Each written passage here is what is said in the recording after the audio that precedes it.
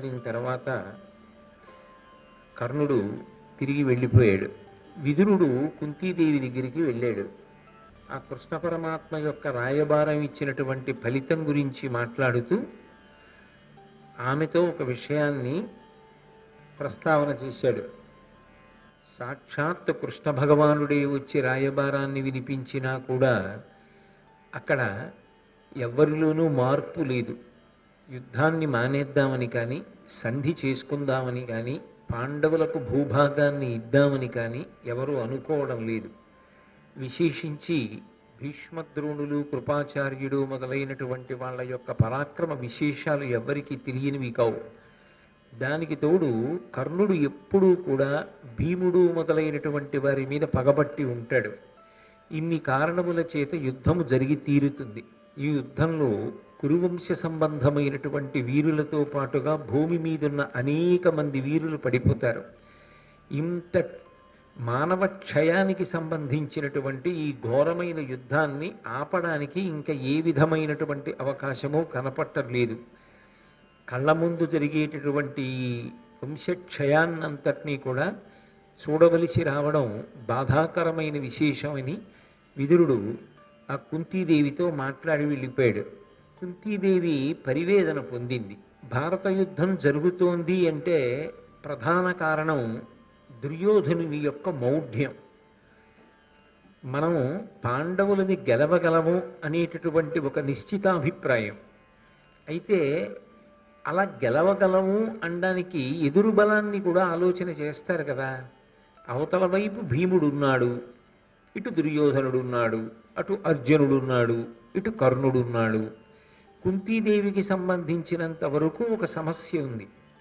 కుంతీదేవి కర్ణుడు తన కుమారుడు అని చెప్పి ఉంటే అసలు ఈ భారత యుద్ధం జరిగే అవకాశం లేదు. ఆమె ఎంతకాలం నుంచో ఈ విషయాన్ని గుప్తంగా ఉంచింది. అప్పుడే కృష్ణ పరమాత్మ కర్ణుడితో చెప్పి వెళ్ళిపోయాడన్న విషయం కుంతీదేవికి తెలియదు. నా వంతు కర్తవ్యంగా నేను కర్ణుడితో నీవు నా కుమారుడవు అన్న మాట చెప్తే ఆఖరి నిమిషంలోనైనా అతని మనసు మార్చుకుని పాండవుల వైపుకి వచ్చేస్తే దాని చేత ఇంత వంశక్షయం జరగడానికి అవకాశం ఉండదు. కళ్ళ ముందు ఇంతమంది మహావీరులు, అందున పెద్దలైనటువంటి భీష్మద్రోణాదులు, కడుపున పుట్టిన కర్ణుడు, ఇంతమంది నశించిపోవలసినటువంటి అగత్యం ఏర్పడదు. ఇంకా తాను చెప్పకపోతే ఈ జరిగేటటువంటి వంశక్షయంలో తనకి కూడా కొంత పాత్ర ఉన్నట్లవుతుందని ఆమె పరివేదన పొంది కర్ణుడితో ఇక యథార్థాన్ని చెప్పేయాలి. ఇంకా ఇప్పుడు కూడా చెప్పకపోతే ఈ వంశక్షయానికి నేను కూడా కారణమైపోతాను, ఆ పాపం పంచుకోవలసి వస్తుందేమో అని మనసులో పరితాపం పొందిందో ఏమో ఆమె. కర్ణుడు ఎక్కడున్నాడు అని అడిగింది. కర్ణుడు తెల్లవారుజామున గంగానదిలో స్నానం చేసి వెన్నుపం చురుక్కుమనే వరకు కూడా జపం చేస్తాడు. వెన్నుపం చురుక్కుమనే వరకు అంటే నా ఉద్దేశం ఏమిటంటే ఎండ కొద్దిగా పైకి ఎక్కే వరకు అని. అప్పుడు కదా వీపు మీద పడుతుంది ఎండ. వీపు మీద పడే పర్యంతము ఆయన జపం చేస్తూ ఉంటాడు. ఆ జపం చేస్తున్నంతసేపు సమాధినిష్టలో ఉంటాడు. కర్ణుడు గంగానది ఒడ్డున స్నానం చేసి జపనిష్టలో ఉన్నాడు అని చెప్పారు. తిన్నగా ఆ గంగానది దగ్గరికి వెళ్ళింది. ఆయన స్నానం చేసి కూర్చుని జపం చేసుకుంటున్నాడు. ఆయన వెనక్కాతలే కూర్చుంది ఆవిడ. కొంతసేపు అయిన తర్వాత ఆయన బహిర్ముఖుడయ్యాడు. 4 దిక్కుల వంక చూశాడు. వెనక కుంతీదేవి కనపడింది. ఆమె పాండవుల యొక్క తల్లి. పాండవులు తనకు శత్రువులు కావచ్చుగాక, కానీ పాండవులను కల్ల తల్లి. ఆ కారణం చేత వెంటనే ఆమెకి నమస్కరించాడు. ఆ నమస్కారం చేసినప్పుడు పరమ గౌరవంతో అభివాదం చేస్తూ ప్రవర చెప్పినప్పుడు తాను అధిరథులు రాధాదేవి యొక్క కుమారుడను అని చెప్పి ప్రవర చెప్పి నమస్కారం చేశాడు. వింది కుంతీదేవి. విని వెంటనే ఆవిడంది, నాయనా నువ్వు ఇప్పుడు ప్రవరలో చెప్పినట్లుగా నిజానికి ఆ రాధాదేవికి అధిరథుడకు జన్మించినటువంటి వాడివి కావు. నువ్వు నా కుమారుడివి. నేను కుంతిభోజుడి దగ్గర పెరిగాను. దుర్వాసో మహర్షి ఇచ్చినటువంటి వరప్రభావంగా నిన్ను నేను పుత్రుడిగా పొందాను. అందుకని నువ్వు నాకు సూర్యుడికి కలిపి జన్మించినటువంటి వాడివి. కాబట్టి ధర్మరీత్యా పాండురాజు గారికి పెద్ద కుమారుడి అవుతావు. కాబట్టి నువ్వు పాండవుల పక్షానికి వచ్చి చేరిపోతే ఇక ఈ యుద్ధం జరగవలసినటువంటి అగత్యం ఉండదు. విశేషించి నువ్వు పెద్దవాడివి కనుక పట్టాభిషిక్తుడవై ఈ పుడమినంతటినీ కూడా నువ్వు ఏలుదువుగానివి. కాబట్టి పాండవుల పక్షానికి వచ్చేయవలసింది ఏంది? ఇదే కృష్ణుడు కూడా చేసిన ప్రతిపాదన. కానీ ఎదురుగుండా నిలబడినటువంటి వారు మారారు. ఇక పూర్వం కృష్ణుడు ఉన్నాడు, ఇప్పుడు కుంతీదేవి ఉంది. వెంటనే కర్ణుడు ఆమెను ఉద్దేశించి మాట్లాడడానికి సిద్ధపడుతుండగా సూర్యమండలంలోంచి ఒక వాక్కు వినపడింది. నాయనా, కుంతీదేవి ఏది చెప్పిందో అది సత్యం. కాబట్టి నీ తల్లి అయినటువంటి కుంతీదేవి చెప్పినటువంటి మాటనే నువ్వు మనసులో పాటించి చక్కగా నిర్ణయాన్ని తీసుకున్నట్లయితే అందరికీ కూడా శ్రేయోదాయకం అవుతుంది. కాబట్టి ఆమె చెప్పినటువంటి మార్గంలో నడువు అని సూర్యమండలంలోంచి వినపడింది. కానీ కర్ణుడు కుంతీదేవి వంక తిరిగి ఒక మాట అన్నాడు. క్షత్రియ సంస్కారమునకు పాత్రముగా నీవు నన్ను పాటింపవు. ఇహాముత్ర ఫలములకు నీకే పుత్రుడనని వచ్చుటింక పోలుని చెప్పుమా. అమ్మా, నువ్వు నన్ను కన్నప్పుడు నేను నీ కుమారుడను అన్న విషయాన్ని లోకానికి చెప్పలేదు. నేను నీ కుమారుడనైతే నువ్వు నాకు ఎటువంటి సంస్కారములను అందించవలసి ఉంటుందో అటువంటి సంస్కారములను నువ్వు నాకు అందించలేదు. నేను వాళ్ళ కడుపున పుట్టకపోయినా నేను వాళ్ళ కుమారుడనని పెంచి పెద్ద చేసి నాకు సంస్కారములను అందించినటువంటి వాళ్ళు అధిరథుడు, రాధాదేవి. కాబట్టి ఇప్పుడు నేను నీ కుమారుడను అని చెప్పినంత మాత్రం చేత ఇహము పరము ఎలా సంప్రాప్తిస్తాయి? చాలా పెద్ద ప్రశ్న వేశాడు, చాలా గంభీరమైనటువంటి ప్రశ్న వేశాడు. ఇహము, ఇక్కడ సుఖం ఎలా కలుగుతుంది? ఇప్పుడు నువ్వు ఇది చెప్పావు, నేను చెప్పి పాండవుల వైపుకి వచ్చా. ఇన్నాళ్ళు కుంతీదేవి ఎందుకు చెప్పలేదు ఈ విషయాన్ని? ఎందుకు దాచిపెట్టింది అన్న ప్రశ్న వస్తుందా రాదా? ఈ విషయం ఇంతకు ముందు కుంతీదేవి చెప్పి ఉంటే జరిగిపోయినటువంటి అనర్థములు చాలా జరగకుండా ఉండేవి కదా అన్న ప్రశ్న వస్తుంది. పైగా ఇక్కడ పాండవులు చేసిన ప్రతిజ్ఞలు కొన్ని ఉన్నాయి. ఆ ప్రతిజ్ఞలు ఎలా నెరవేర్చుకోగలుగుతారు ఇప్పుడు? ఇక పరమునకు సంబంధించి ఇంతకాలము నేను వాళ్ళ కుమారుడిగా కదా పెరిగాను. ధర్మరాజు కదా మీ కుమారుడిగా పెరిగాడు. పాండురాజు గారు మరణించినప్పుడు చెయ్యవలసినటువంటి కార్యములన్నీ కూడా ఎవరు చేశాడు? తండ్రిని ఉద్దేశించి ధర్మరాజు గారు చేశాడు. అప్పుడు నేను చెయ్యనివాడనయ్యాను కదా. ఇప్పుడు వచ్చాననుకో, ఇప్పుడు పెద్ద కుమారుడిగా నీకు చెయ్యాలి. ఇన్నాళ్ళు చెయ్యడానికి అధికారం లేనివాణ్ణి ఇప్పుడు చెయ్యడానికి అధికారం పొందడానికి నువ్వు నాకు కొత్తగా సంస్కారములను కల్పిస్తావా ఇప్పుడు? మరి అప్పుడు నీకు ఈ దురదృష్టి కలగలేదా? ఈ పిల్లవాడిని ఇలా వదిలేస్తే రేపు చెప్పడం కుదురుతుందా? పెద్దవాడయ్యాక చెప్పడం కుదిరినా ఇహపరములు నాకు సమన్వయం అవుతాయా? పెద్ద కొడుకు వైపు నుంచి జరగవలసినటువంటివి జరగడం సంభవం అవుతుందా? పిల్లవాడిని ఇలా వదిలేస్తే రేపు చెప్పడం కుదురుతుందా? పెద్దవాడయ్యాక చెప్పడం కుదిరినా ఇహపరములు నాకు సమన్వయం అవుతాయా? పెద్ద కొడుకు వైపు నుంచి జరగవలసినటువంటివి జరగడం సంభవం అవుతుందా అని నువ్వు ఆలోచించలేదు కదమ్మా. కాబట్టి ఇప్పుడు నేను పాండవ పక్షానికి వచ్చినంత మాత్రాన జరిగేటటువంటి ప్రయోజనం ఏమిటి అంటే, ఆయన ఏ ఉద్దేశ్యంలో అడుగుతున్నాడంటే, కుంతీదేవి వచ్చి ఇప్పుడు ఈ ప్రశ్న నన్ను అడిగింది అంటే నేను యువతల పక్షంలో ఉండడం వల్ల పాండవులకు ప్రమాదం ఏర్పడుతుంది. నా యొక్క శౌర్యము చేత నేను పాండవులను చంపుతాను. అథవా అర్జునుణ్ణి చంపకపోయినా ధర్మరాజు, భీముడు, నకులుడు, సహదేవుడు నా చేతిలో పడినప్పుడు ఖచ్చితంగా సంహరింపబడతారు. కాబట్టి ఇత పూర్వం తాను ఎవరికి సంస్కారములను అందించిందో వారు బ్రతకాలనుకుంటోంది, అందుకు నా దగ్గరికి వచ్చింది అని బహుశः ఆయన మనస్సులో అనుకున్నాడు. అనుకుని అందుకే దాన్ని కుంతీదేవి యొక్క వ్యక్తిగత విషయంగా మాట్లాడాడు. నువ్వు నన్ను ఇతపూర్వం ప్రకటించలేదు కదా, ఇప్పుడు ఎందుకు నన్ను కుమారుడిగా ప్రకటించాలనుకుంటున్నావు? చెప్పి వదిలిపెట్టట్లేదుగా, పాండవ పక్షాన చేరమంటున్నావుగా, రాజ్యాభిషేకం పొందమంటున్నావుగా, రాజ్య పరిపాలన చేయమంటున్నావుగా. అంటే అది అప్పుడు బహిరంగ రహస్యమేగా, అందరికీ తెలుస్తుందిగా. అది నువ్వు ఇంతకు ముందు అలా జరగడాన్ని అంగీకరించలేదుగా, ఇప్పుడు జరగాలని ఎందుకు కోరుతున్నావు? అప్పుడు చెయ్యడానికి ఏ వడ్డొచ్చాయి, ఇప్పుడు చెయ్యడానికి ఏడ్లు తొలగిపోయాయి. అంటే ఆయన వరకు ఆయన ఆలోచన ఏమిటి అంటే, యుద్ధంలో ఇది నాకు పాండవులకు సంబంధించిన ప్రశ్నగా, ఆరుగురిని కన్న తల్లిగా ఆమె ఏం ఆలోచిస్తోంది అంటే, ఒక్కరిని పోగొట్టుకోవడం కూడా తల్లికి ఇష్టం ఉండదు. అది లోకంలో తల్లి ప్రేమలో ఉండేటటువంటి పరమాద్భుతమైన విశేషం.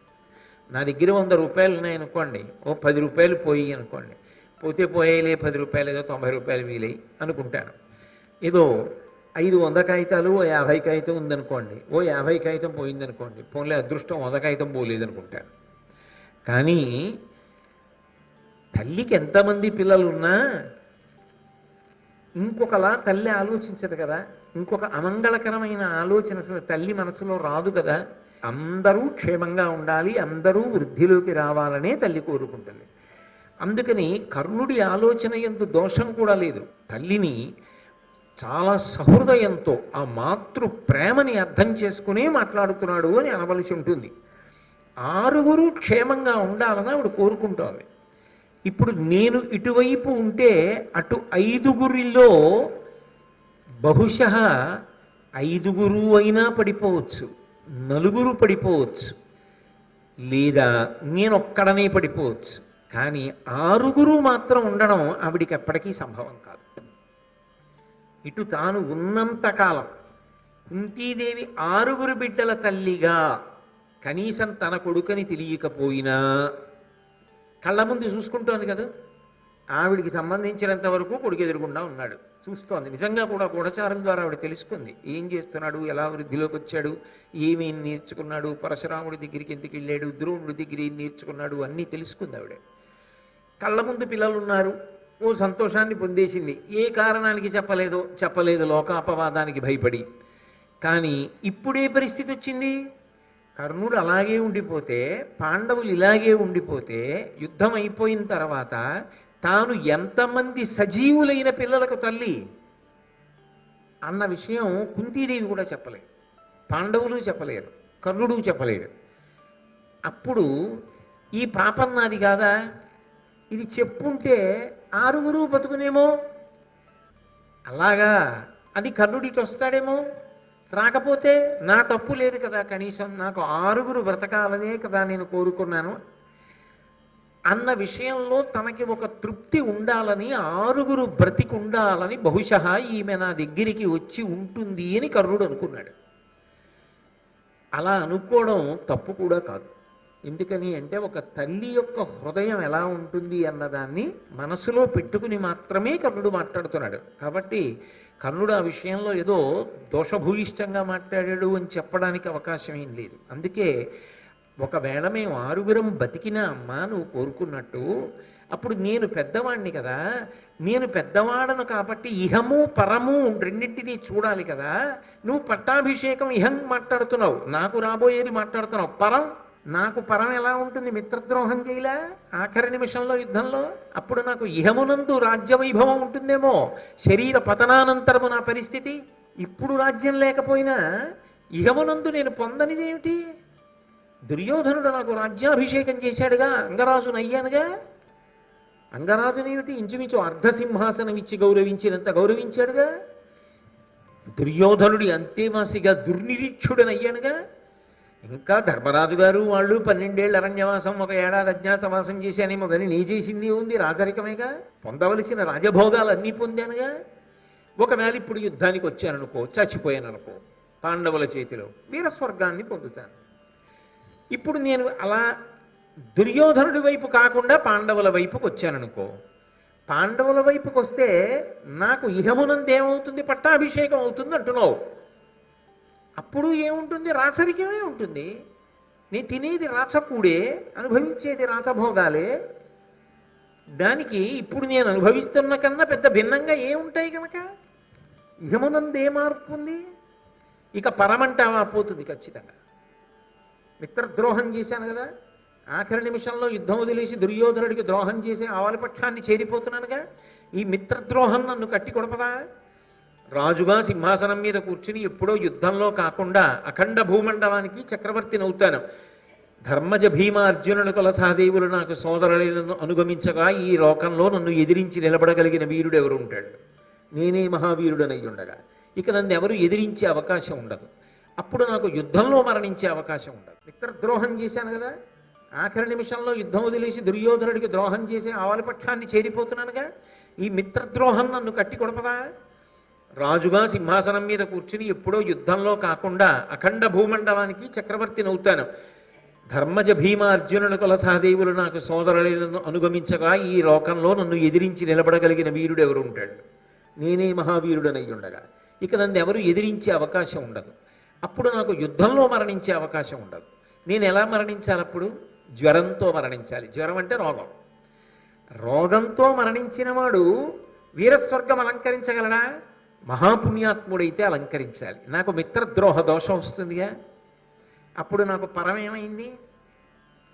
నీకు సంబంధించినంత వరకు పాండురాజు గారికి నేను చేయలేదుగా, ధర్మరాజు గారిగా చేశాడు పరలోక క్రియలు. ఇప్పుడు నేను కొత్తగా ఎలా చేయను?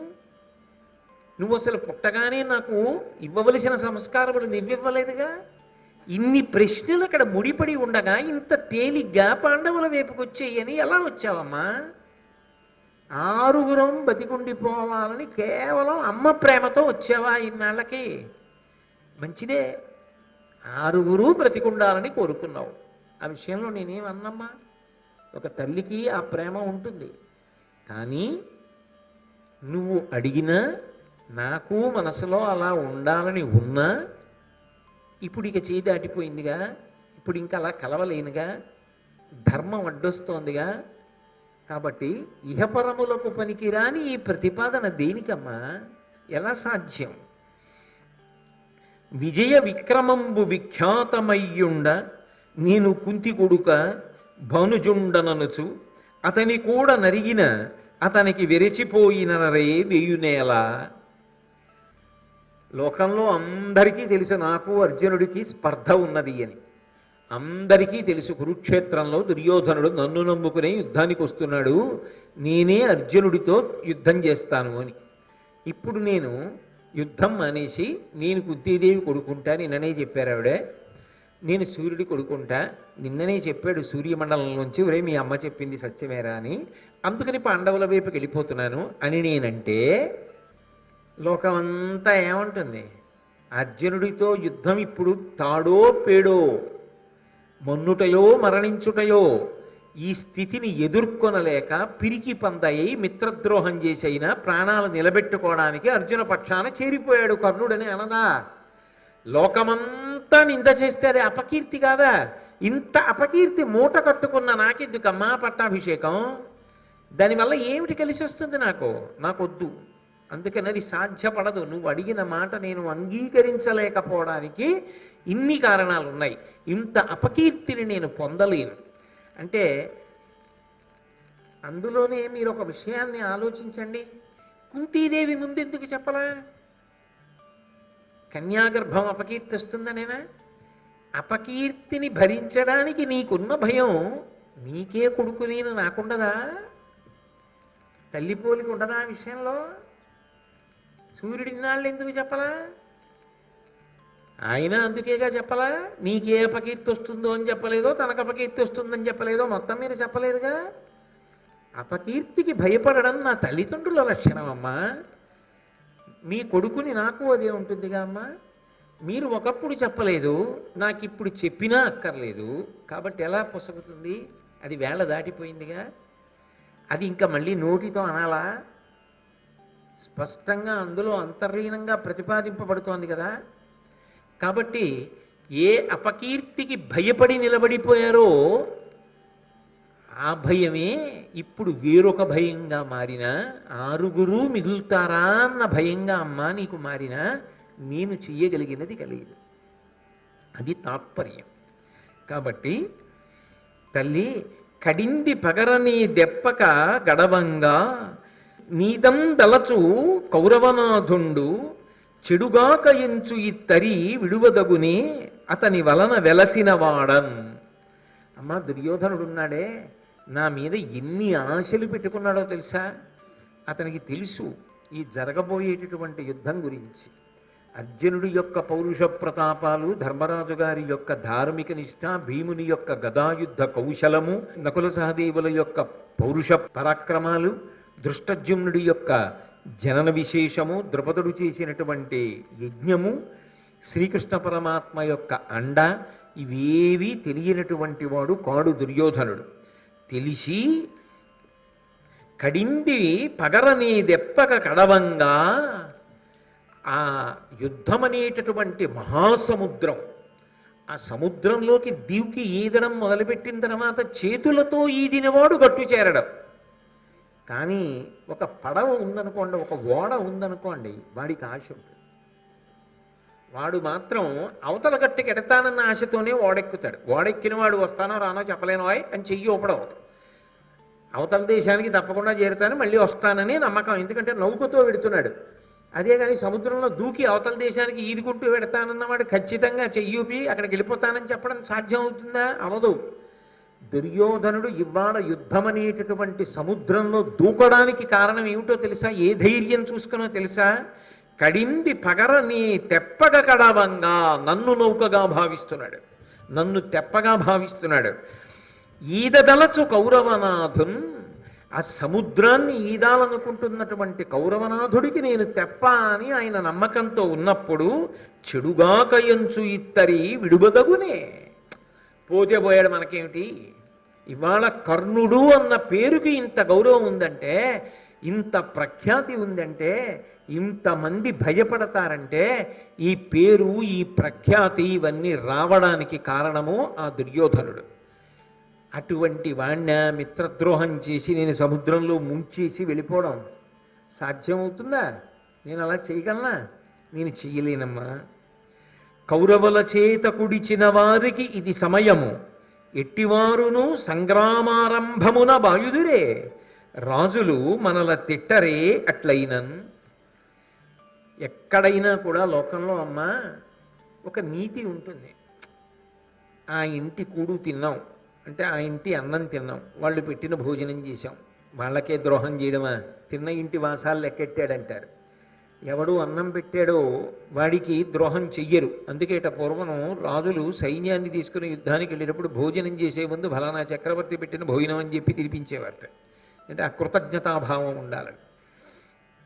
నిజంగా వాళ్ళు అలా పాపం ప్రాణాలు ఒడ్డి చేశారు కూడా. ఎప్పటికీ సైన్యానికి అదే గౌరవం. నిజంగా ఉద్యోగం అంటే వాళ్ళదే, దేశభక్తి అంటే మొదట చెప్పుకోవలసిన వాళ్ళు వాళ్లే కదూ. స్వాతంత్ర సమరయోధుల తర్వాత ఎప్పటికీ అలా మంచులో, అలా కొండల్లో నిలబడి అటువంటి ఉద్యోగాలు చేసి అలా దేశ సంరక్షణ చేస్తారంటే, ఆ సైన్యానికి 2 చేతులు ఎత్తి నమస్కరించకపోతే ఇక సంస్కారం అన్న మాటకు అర్థం ఏముంటుంది? కాబట్టి అమ్మ, కౌరవుల దగ్గర అన్నం తిన్నవాడెవరున్నాడో వాళ్ళందరికీ కూడా ఇదే సమయం. వాళ్ళ వైపున నిలబడి కృతజ్ఞతావిష్కారం చెయ్యాలి, వాళ్ళకి ఖచ్చితంగా ఉపకారం చెయ్యాలి. ఇక పరమనమ్మకాన్ని కౌరవులు పెట్టుకున్న వాళ్ళు, వాళ్ళ వల్ల వృద్ధిలోకి వచ్చిన వాళ్ళు, వాళ్ళ వల్ల పేరు ప్రఖ్యాతులు పొందిన వాళ్ళు, అది ఈ జాతి సంస్కృతి మాట్లాడుతున్నాడు కర్ణుడు. కాబట్టి రాజులు మనల్ని తిట్టరే ఎట్లయినన్. ఒకవేళ వదిలేశాననుకో అమ్మా, వదిలి అవతల వైపుకి వచ్చాననుకో, అప్పుడు నన్ను ఒక్కడనే తిట్టరమ్మా. ఆ కౌంతేయుడు, ఆ కుంతిసుతుడు ఆఖరణ కుంతి చెప్పిందిట, ఈయనటి వెళ్ళిపోయట అంటారమ్మా. అన్నప్పుడు నన్నే తిట్టరు, నాతో పాటుగా రాజులు మనల తిట్టరే అట్లయినన్. ఆ కుంతికి బుద్ధి లేదా? ఆఖరి నిమిషంలో కొడుకుని యువతల పక్షం నుంచి అవతల పక్షానికి తీసుకెళ్ళిపోయింది. కొడుకునని చెప్పి తగుదనమ్మా అని ముందు చెప్పడానికి అడ్డొచ్చిందా? ఇప్పుడు తన 6 కొడుకుల్ని కాపాడుకోవడానికి చెప్పి తీసుకుపోయిందా అని నిన్ను అనరమ్మా. నా వలన నన్ను కన్న తల్లి నిందపడితే నేను బ్రతికుండి ప్రయోజనం ఏమిటమ్మా? నేను నీ కొడుకునని ఎవ్వరికీ తెలియకుండా చచ్చిపోయినా నా కొడుకు ఏమీ ఆశించకుండా నా అపకీర్తి లోకానికి తెలియకుండా ఏ అపకీర్తిగా భయపడ్డానో దానికి అమ్మా నువ్వు అలాగే ఉండిపో, ఇక ఎవరికి చెప్పక్కర్లా, నేను పోతే పోయానని పోయినా నాకు బెంగలేదమ్మా. తప్ప తల్లికి నింద తెచ్చే కొడుకుగా మాత్రం బ్రతకడం నాకు ఇష్టం లేదు. నేను మాట పడతాను, నువ్వు మాట పడతావు. ఏ గౌరవం తెచ్చినట్టమ్మా? నీకు కొడుకుగా నేనే గౌరవం తెచ్చినట్టు? కాబట్టి ఎందుకమ్మా దానివల్ల ఉపయోగం ఏమిటి అంటే, ఒక్కటి మీరు బాగా గమనించాలి. ఆయన రాధాదేవి పట్ల ఎంత ప్రేమ భావన ఆవిష్కరించాడో, ఎంత గౌరవాన్ని ఆవిష్కరించాడో, కుంతీదేవి పట్ల కూడా నిజానికి అంత భక్తిని, అంత కృతజ్ఞతను ఆవిష్కరిస్తున్నాడు. నిజంగా కర్ణుడే తలుచుకుంటే ఇలా మాట్లాడాలనేం లేదు. భారత కథనంతటిని వెనక్కి తిప్పి తీసుకొచ్చి తను పడిన మానసిక క్లేశం, తాను పోగొట్టుకున్నది, తనకి ఎన్నిసార్లు కుంతి ఈ మాట చెప్పనందుకు జీవితంలో ఈ విషయం అడ్డుపడి తను ఎదగలేకపోవడం సరిగదా శాపాలు పొందాడు. చివరికి అవి తనని ఎన్నిసార్లు కాట్లు వేశాయో చెప్పి, దీనికి నువ్వు కాదా బాధ్యురాలి అని అడగచ్చు. అడుగుతాడు, ఏమవుతుంది? గుండెలు బాదుకుని ఏడుస్తుంది, నిజమేరా నాన్న నా వల్లే ఇవన్నీ అంటాడు. బతుకుతాడా? యుద్ధానికి వెళ్ళి చెప్పాడుగా కృష్ణుడితో, బతుకుతాడా?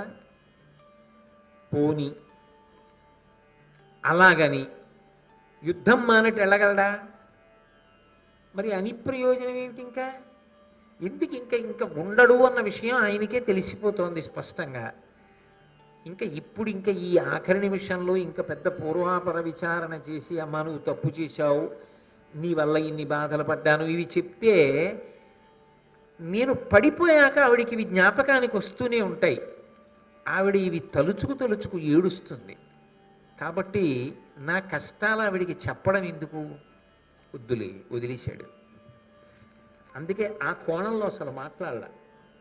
కర్ణుడి యొక్క మాతృభక్తికి 2 చేతులెత్తి నమస్కారం చెయ్యొద్దు. ఆయన ఎందుకు కొన్ని దోషములు ఉండవచ్చు, కానీ ఆయనలో ఉన్నటువంటి అద్భుతమైన సుగుణములు కొన్ని ఉన్నాయి. అందుకే ఆయన వేరొక కోణంలో అసలు మాట్లాడలేదు. మాట్లాడుతూ, మనని తిడతారు కదమ్మా లోకం, కాబట్టి వద్దు తల్లి, నీ పలుకెంత బోలినను నిర్ణయమిట్టిద కాని ఉండు లేదు, ఈ పని మీద భారమున నీవిట వచ్చితిగాన పాండవుల్ సేపడిరేని చంప అరసేయక చెప్పెద సవ్యసాచిపై కోపము పెద్ద వాడు సమకూరిన బిట్టర చంపుదుంజుమి. పెద్ద కొడుకు అని చెప్పిందిగా, తమ్ముడుగా వాడు. ఇప్పుడు కుంతీదేవితో అంటున్నాడు, నీ పలుకెంత బోలినను, అమ్మా నువ్వు ఎన్ని చెప్పు, ఈ ప్రసంగం ఇంతకన్నా అనవసరం. పైగా ఇది ఏమైనా ఎంత ఏకాంత సమావేశమైనా, ఎంత ఒక్క కుంతీదేవితోనే మాట్లాడుతున్నా, అది ఇక ఎవరూ రారు అన్న ప్రదేశం కాదు. ఏదో తెల్లవారుదామనంటే అక్కడ కర్ణుడు జపం చేసుకుంటాడా స్నానఘాట్లోని, బహుశా అక్కడికి ఎవరు రారేమో. కానీ పొద్దెక్కిపోయిన తర్వాత కర్ణుడు కూడా లేచి వెళ్ళిపోతాడని అందరికీ తెలుసు. కాబట్టి జనం మసిలే సమయం. ఇప్పుడు నువ్వు నాతో ఇది ఎక్కువ మాట్లాడడం, నీతో నేను ఎక్కువ మాట్లాడడం కూడా మంచిది కాదు. అందుకని నువ్వు ఎన్ని చెప్పు, ఇంతే కదా చెప్తావు. నా నిర్ణయం మాత్రం ఒకటేనమ్మా, దీనికి కొనసాగింపుగా నువ్వు ఎన్ని మాట్లాడినా అమ్మా, నిర్ణయం ఇట్టద కాని ఉండులేదు. నేను కౌరవుల వైపే ఉండి యుద్ధం చేస్తానన్నది వినా నా నిర్ణయమునందు మార్పు రాదు. కానీ కన్న తల్లి నువ్వు వచ్చావు, ఏ భావనతో వచ్చి ఉంటావు అంటే, తల్లి కళ్ళజోడు పెట్టుకు చూస్తున్నాడు పరకాయ ప్రవేశం చేసి. 6 బిడ్డలు కదా, 6 బ్రతకాలని కదా అమ్మా నీ కోరిక. ఒక్క మాట చెప్తాను, ఈ పని మీద భారమున నీవిట వచ్చితిగాన కొడుకుల మీద ప్రేమతో 6 బ్రతికుండాలన్న కోరికతో నువ్వు బహుశా వచ్చి ఉంటావు. కాబట్టి పాండవుల్ సేపడిరేని చంప, పాండవులు కనపడినా చంపనమ్మ.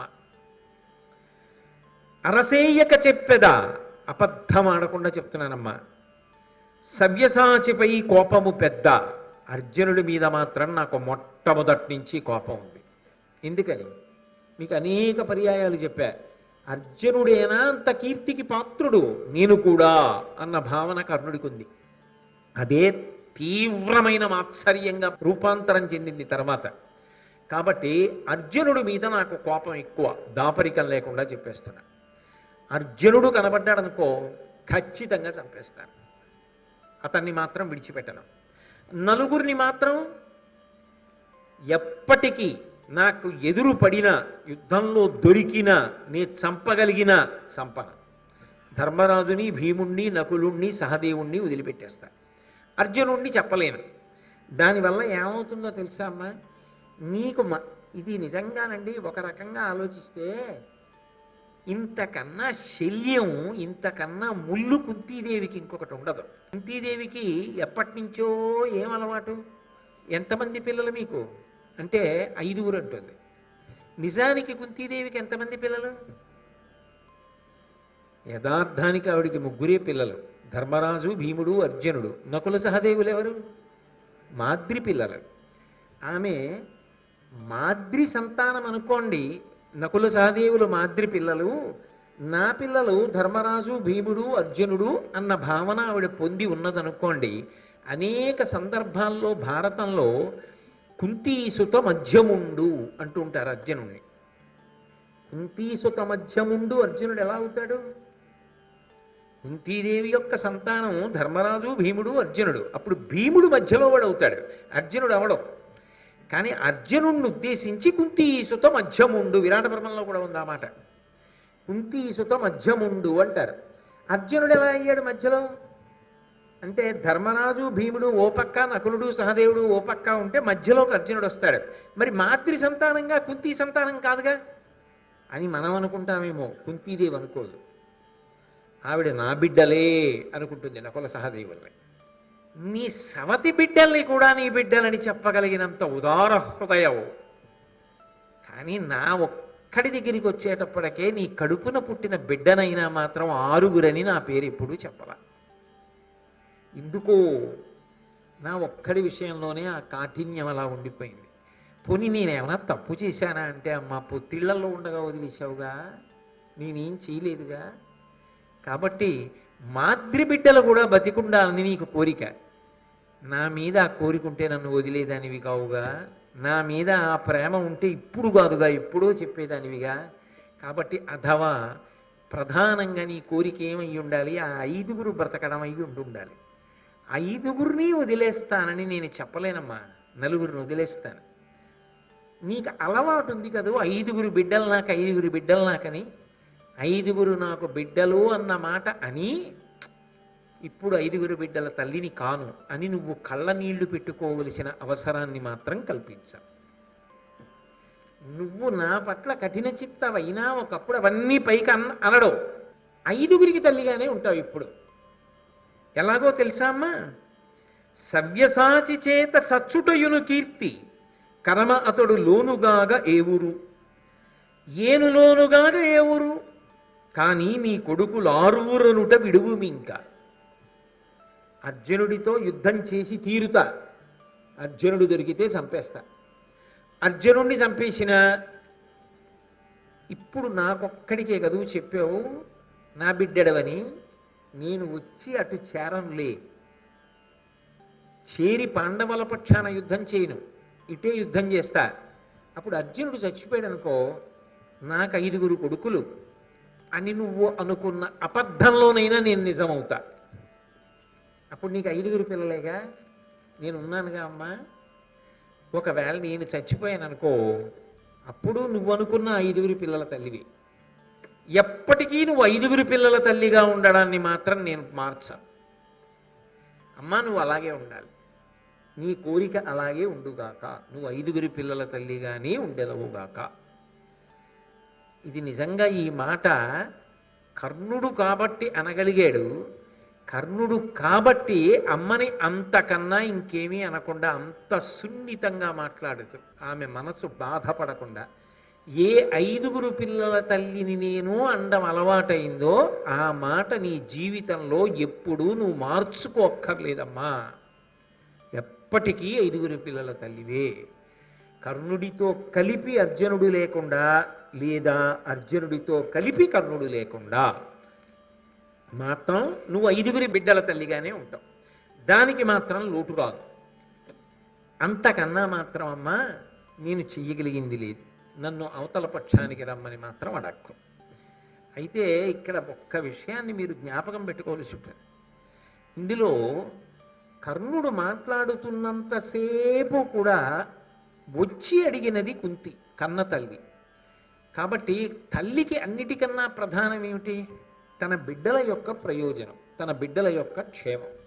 6గురు క్షేమంగా ఉండాలన్న ఉద్దేశ్యంతో ఇప్పుడు మాట్లాడుతోంది నువ్వు నా బిడ్డలవని, అందుకు పాండవ పక్షానికి వచ్చేసేయమంటోంది అన్న ఉద్దేశ్యంతో మాట్లాడాడు. ఆవిడ వెంటనే లేచి నిలబడి కర్ణుణ్ణి గట్టిగా కౌగిలించుకుని కర్ణ, నువ్వు అన్న మాట మరిచిపోకు. నీకు అర్జునుడు యుద్ధంలో ఎదురు పడితే యుద్ధం చేసి చంపగలిగితే చంపి, మిగిలిన 4గురి జోలికి వెళ్ళకు అని చెప్పి వెళ్ళిపోయింది. అంటే 5గురు బిడ్డల తల్లి అన్న మాట విషయంలో ఆవిడ కూడా కాదు అన్న మాట అనలేదు. ఆవిడ అది అంగీకరించి వెళ్ళిపోయింది. కానీ ఇక్కడ మీరు ఒక్క విషయాన్ని గమనించాలి. అసలు ఆవిడ బయలుదేరి వచ్చినప్పుడు ఎందుకు వచ్చింది గంగ ఒడ్డుకి?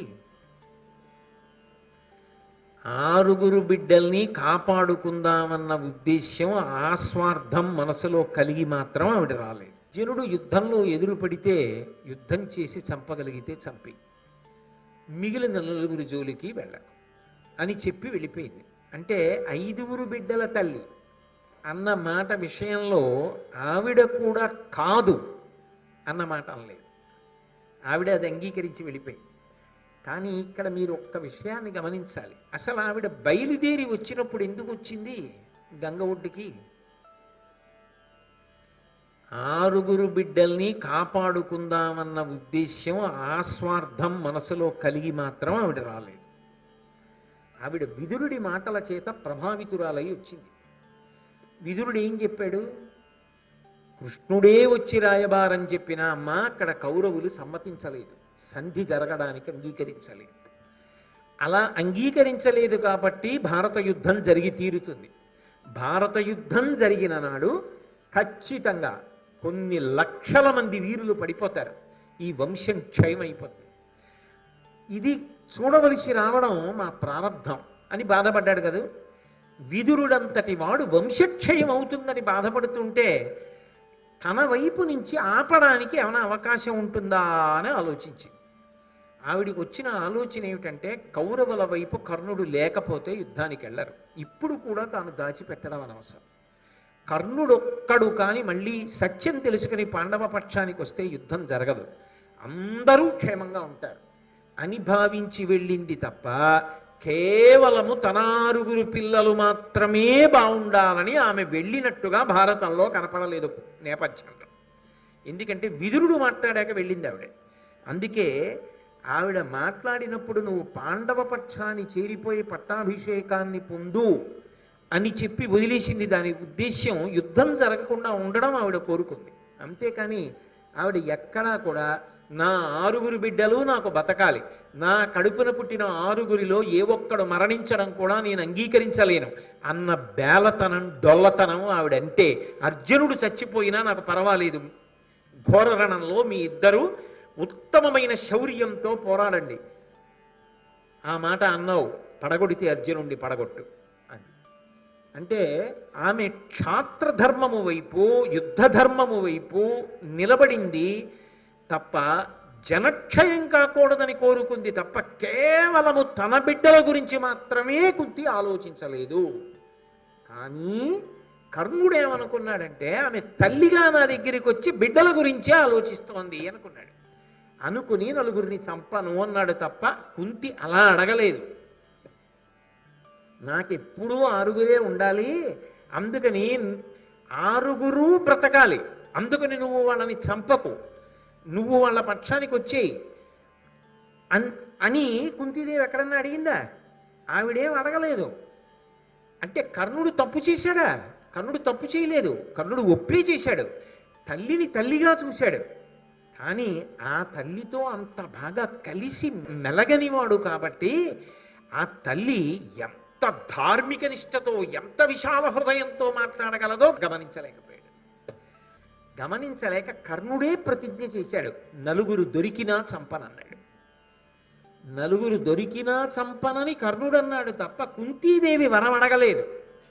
ఎక్కడా భారతంలో కుంతీదేవి తాను నోరు విప్పి పాండవులు దొరికినా చంపవద్దు, నాకు 5 బిడ్డలు మిగిలేటట్టుగా నువ్వు చూడు అని అడిగిన కఠిన హృదయురాలు కుంతీదేవి కానే కాదు. వరమిచ్చిన కర్ణుడు ఆయన ఏమి తప్పు చేసి ఇచ్చినవాడు కాడు. ఆయన కూడా అమ్మతనాన్ని దృష్టిలో పెట్టుకుని పరమ ప్రేమతో ఆ వరాన్ని ఇచ్చాడు. ఆయన వరకు ఆయన భావన నిజం, కుంతి వరకు కుంతి భావన నిజం.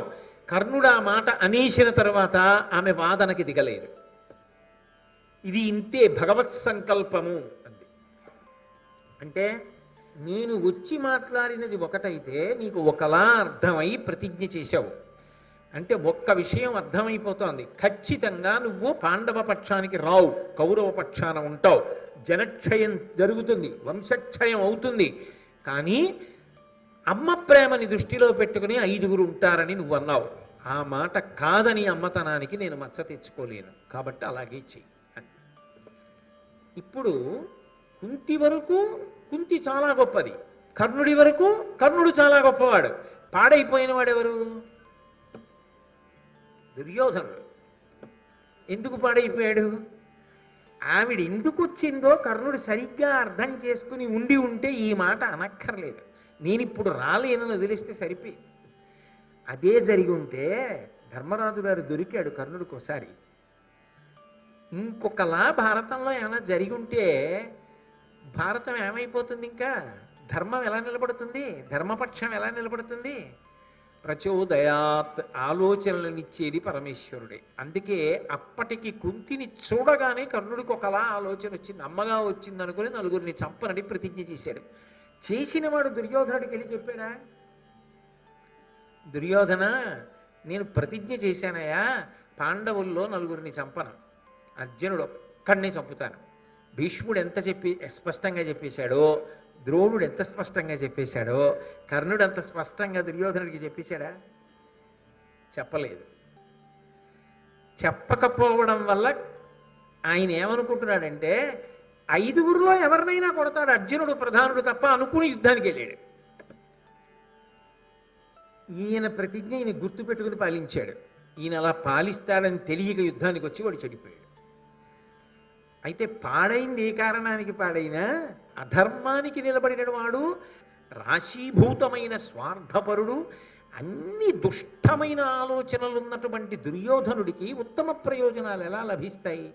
మరి కర్ణుడు ఎందుకు పాపం ఈ ప్రశ్నలకి లోనవ్వలసి వచ్చింది అంటే, సహజంగా కర్ణుడు చాలా మంచివాడు అని అర్థమవుతోంది ఈ దృష్టాంతాల్లో. అమ్మని చూడగానే అమ్మ ప్రేమను దృష్టిలో పెట్టుకునే మాట్లాడాడు. ఆయన వరకు కించిత్ దోషం లేదు. కానీ ఆయన ఎందుకు చటుక్కనక్కర్లేని ప్రతిజ్ఞ చేసేశాడు మరి అంటే, బుద్ధి వైభవం ఎందుకు తగ్గిపోతూ ఉంటుంది అంటే, దుష్టులతోటి సాంగత్యం ఎక్కువైతే బుద్ధి వక్రిస్తూ ఉంటుంది. దుర్యోధనుడితోటి సాంగత్య దోషం ఏం చేసిందంటే, ఒక విషయాన్ని ఇంకొక విషయంలో అర్థం చేసుకుని తొందరపడి మాటిచ్చాడు, అడగని వరం ఇచ్చాడు తప్ప కుంతి అడిగితే వచ్చిన వరం కాదు. కుంతి అలా అడగలేదు, అలా అడిగితే అది మాతృత్వానికి చిన్న మచ్చ అయిపోతుంది. ఆవిడ రాజనీతిజ్ఞతకి, ఆవిడ ధార్మిక నిష్టకి, ఆవిడ విశాల హృదయానికి అది ఒక కొరత అవుతుంది. ఆవిడ అడగలేదు, కర్ణుడే అన్నాడు. సరే అలాగే కానీ అది భగవత్ సంకల్పం అంతే. ఆవిడ ఎందుకని ఇక్కడికి వచ్చే ముందు ఆవిడ కృష్ణ రాయబారానికి వెడుతున్న కృష్ణుడితో మాట్లాడింది, రాయబారం చెప్పి వచ్చిన కృష్ణుడితో మాట్లాడింది, విదురుడితో మాట్లాడింది, తర్వాత గంగ ఒడ్డుకొచ్చింది. అందుకని ఆమెది మొత్తం యుద్ధం ధర్మానికి సంబంధించిన ఆలోచన, కర్ణుడికి సంబంధించినంత వరకు ఇప్పుడు నా దగ్గరికి వచ్చిందంటే అమ్మగా తన బిడ్డల కోసం వచ్చిందన్న ఆలోచన. ఎవరిది వాళ్ళది గొప్ప విషయమే, ఎవరిని తక్కువ చేయడానికి వీల్లేదు. కానీ ఈ విషయం దుర్యోధనుడికి చెప్పేస్తే వెళ్ళి ఇంకొకటి కూడా ఏం చెప్పాలి? ఎందుకు చేశావు ప్రతిజ్ఞ, 9 ఎందుకు చంపావు అని అడిగితే ఏం చెప్పాలి? నేను కుంతికి మాట ఇచ్చానని చెప్పాలి. కుంతికి ఎందుకు మాట ఇచ్చావు, కుంతి నీ దగ్గరికి ఎందుకు వచ్చిందంటే ఏం చెప్పాలి? అది చెప్పేసిన నాడు ఇంకా అమ్మ నీ రహస్యం ఇప్పుడు ఎందుకులే బయటపడ్డామని తాను ఇచ్చిన మాట ఏమైపోవాలి? అమ్మకి అపకీర్తి వస్తుందేమోనని దుర్యోధనుడికి చెప్పడం మానేశాడు. అంటే మళ్ళీ ఇంకో నలుగుడు కొత్తగా మొదలైందా మనసులో? అందుకే నేను చెప్పింది, భారతంలో కర్ణుడు ఎప్పుడు ఏకాంతంగా ఎవరిని కలిసినా ఇంకొంచెం బాధపడిపోవడానికి, ఇంకో వారం నిద్రపోవడానికి కావలసిన సరుకులు తెచ్చుకుంటాడు. ఒక్క కృష్ణుణ్ణి కలిసినప్పుడు మాత్రం తన గుండెల్లో బాధ తీర్చుకున్నాడు. కుంతిని కలిశాడు, ఇప్పుడు ఏమైంది? ఇంకా నలుగుడు. ఇది దుర్యోధనుడికి చెప్పలేను. అలాగని ఇప్పుడు కొన్ని కారణాల వల్ల అడక్కో, అర్జునుడిని మాత్రమే చెబుతాను అని అనలేడు. అన్నప్పుడల్లా నేనున్నాను కదా పాండవుల గురించి నీకు బెంగ ఎందుకు అంటుంటాడు. అన్నప్పుడల్లా మనసులో అమ్మ బాబాయ్ అంటున్నాను కానీ అటు మాట ఇచ్చానని కలుక్కుమంటూ ఉంటుంది. ఇది నలుగుడా కాదా? ఎంత నలుగుడు ఆయనకి! ఎవరితో చెప్తాడు ఈ విషయాలు? ఎవ్వరికీ చెప్పలేడు. కానీ ఆయనకి ఆయనే అలా నలుగుడు పడిపోతూ ఉండాలి. ఇది కనిపెట్టే ద్రోణుడు ఓ మాట అన్నాడు ఆఖరణ, పరాకుగా ఉంటాడు అన్నాడు. దేని మీద ఉండవలసినటువంటి దృష్టి దాని మీద పెట్టాడు అన్నాడు. ఎలా పెడతాడు? ఇటు చూస్తే ఒకరికి మాట, అటు చూస్తే ఒకరికి మాట. ఎలా అక్కడ చేయడం? ఏదీ పైకి చెప్పుకోలేడు. తొర్రలో వెలుగుతున్న అగ్ని ఉన్న పెద్ద పచ్చ చెట్టు పైకి చక్కగా ఉంటాడు, ఆకులతో, కొమ్మలతో, రెమ్మలతో, పిందెలతో, కాయలతో ఉంటాడు. కానీ ఆ చెట్టుకి తెలుసు దాని తొర్రలో మంట మండుతోందని. బాధ చెట్టుకు ఒక్కదానికే తెలుసు, అందం ఊరందరికీ తెలుసు. ఏదో లోకంలో ఓ సామెత చెప్తూ ఉంటారు, బాధ చెవులది అందం బొగ్గలది అని. చెవులకి ఆభరణాలు పెట్టుకుంటారు, పెట్టుకుంటే చెవి కుట్టించాలా, చెవి కుట్టించడం అంటే దానికి ఒక కన్నం పెట్టించాలా, అది అంత తేలికైన విషయం అని ఎత్తురు రాదు, బాధేస్తుంది. మరి ఆ తర్వాత అది పూడుకోవాలి, అది పూడుకునే వరకు అందులో ఓ పుల్లో ఏదో పెట్టాలి, ఆ తర్వాత ఆభరణాలు పెట్టాలి. పెట్టుకున్న తర్వాత అవి ఈ చెవి తమ్మికి బరువేగా ఎంతైనా అవి ఇలా సాగుతాయి పాపం. సాగిన తర్వాత అవి వేలాడుతుంటాయి, ఆ దుద్దులో ఏవో వేలాడుతుంటే అందం మాత్రం దేనికి? ఈ కాంతులు పడి బుగ్గలు అందంగా కనబడతాయి. బాధంతా చెవులది, అందమంతా బుగ్గలది అని లోకంలో సామెత. అలా చెట్టు తొర్రలో ఉన్నటువంటి అగ్ని కర్ణుడి విషయంలో ఆయన పాపం అమ్మా అని ప్రేమతో మాట ఇచ్చేశాడు. ఇచ్చానయా అని దుర్యోధనుడికి చెప్పలేడు. ఈయనేమో యుద్ధానికి వస్తాడు, ఈయన ధనస్సు పట్టుకుని వస్తాడు. అక్కడికి వెళ్ళి ఈయన చేయగలిగింది తక్కువ. తెలుసు వీళ్ళు పడిపోతారని తెలుసు, ఇవేవి ఎవ్వరికీ చెప్పలేడు జీవితంలో. అమ్మయ్యా కృష్ణుడికి చెప్పేసుకున్నాను అని ఆనందపడ్డాడు. కొత్త ఓటు వచ్చేసింది మళ్ళీ. ఆయన నేను అందుకే అన్నా, ఇన్నింటికి ఏమని చెప్తాం? ఎవరిని నింద చేస్తాం? ఎవరిని ఇందులో దోషి అని నిర్ధారణ చేస్తాం? అప్పుడు ఇంకా మనకి అందుబాటులో ఉన్న మాట ఒక్కటే ఉంటుంది లోకంలో. చూడండి, ఎవడైనా బాగా కష్టానికి లోనైపోయాడు అనుకోండి, ఏం చేయలేదు, కర్మ ఏం చేయమంటారంటాడు. అప్పుడు వేదాంతం పనికి వస్తుంది. అందుకే చాలా సందర్భాల్లో కర్ణుడు దుర్యోధనుడు ఎక్కడ బెంగెట్టుకుంటాడో అని తనకి కలిసిరానివి వదిలేసి పర్వాలేదులే పని అయిపోయిందని చెప్తుండేవాడు. అదే కొంప ముచ్చేసింది. ఇదంతా ఎందుకు వచ్చిందో తెలుసా? నిజానికి పైకి కనిపించినంత కఠినుడు కాడు, బహు మృదు హృదయం, లోపల వెన్నపూస, పైన కఠినమనిపించు, లోన వెన్న అగుపించు. దానివల్ల దెబ్బతిన్నాడు. దుర్యోధనుడు ఏమైపోతాడో, ఏమనుకుంటాడో, నన్ను ఇంత పెద్ద చేశాడు అని అటువైపుకుంటాడు. మనసులో తప్పు, అలా చేయకూడదు, అది అధర్మం అనుకుంటూ ఉంటాడు. ఏదో చెయ్యాలని సాధన చేస్తాడు, అవన్నీ వ్యతిరేకం అవుతాయి. అలా అవుతాయని తెలుసు. ఆఖరికి పడిపోతానని తెలుసు, పడిపోయాడు. ఒక్కసారి కానీ మాట తిప్పితే పట్టాభిషేకం పొందుతానని తెలుసు, కానీ మారడు. ధర్మచింతన లేనివాడని ఎలా అంటారు మీరు కర్ణుణ్ణి? కాబట్టి అందుకే మహాభారతంలో కర్ణుడు లేని భారతం లేదు అనడానికి కారణం అదే. ఇన్ని మలుపులు తిప్పిన మహానుభావుడు ఆయనే.